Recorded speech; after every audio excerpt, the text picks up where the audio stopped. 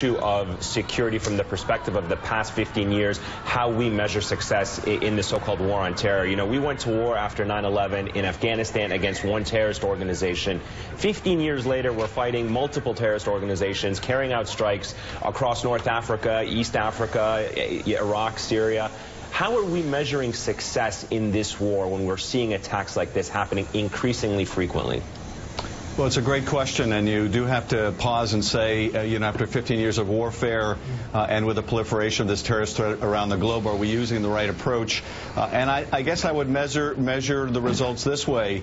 Since 9/11, we have been able to stop the massive kind of coordinated attack that Al-Qaeda, that was their hallmark on 9/11, they have tried to recreate, and we've been successful in doing that by eradicating a lot of the leadership of Al-Qaeda. But ISIS has a very different model. They're not going for that big kind of attack. They're going for volume rather than the massive multi-aircraft attack we saw on 9/11. That is much harder to stop, and I think it's going to require us, frankly, to intensify our efforts along a number of different vectors. We're going to have to go after them with renewed vigor in Iraq and Syria, because that caliphate is the ideological draw for people all over the world. That's, I think, what has really distinguished them from Al-Qaeda.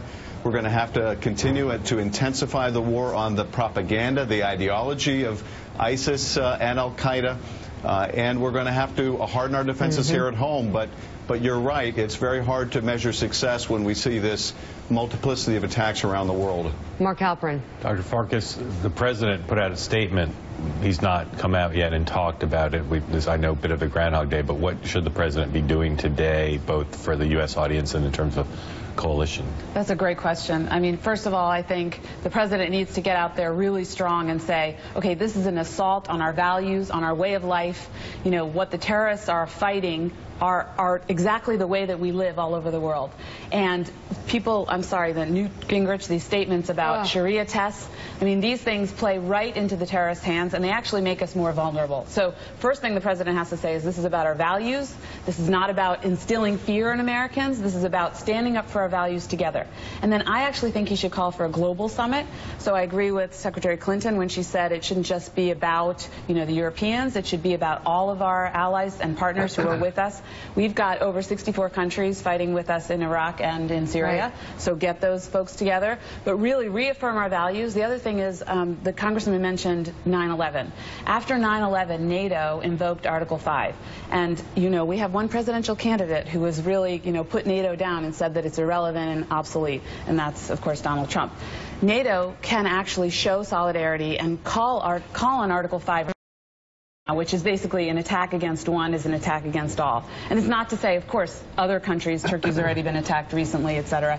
But I think now is the time. Enough is enough. NATO should also stand with us. Thomas Sanderson, jump in here, because president's always been about not going it alone, but preparing for attacks and trying to prevent these attacks. At this point, that's not going to stem the tide of people who want to incur wrath and damage on others.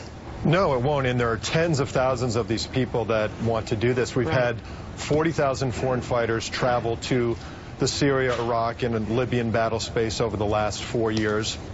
You have many more beyond that who are essentially time-release operators who are in place, who will heed the call from ISIS and even from Al-Qaeda to attack those who are attacking them. And we will see this for a long time, as long as the conditions continue to push people to the battlefield. Adam Schiff? Well, I think that's exactly right. You know, we certainly had a lot of intelligence prior to this attack that the European Championships were very much at risk, that a lot of foreign fighters would return to places like France and Belgium, were plotting additional attacks.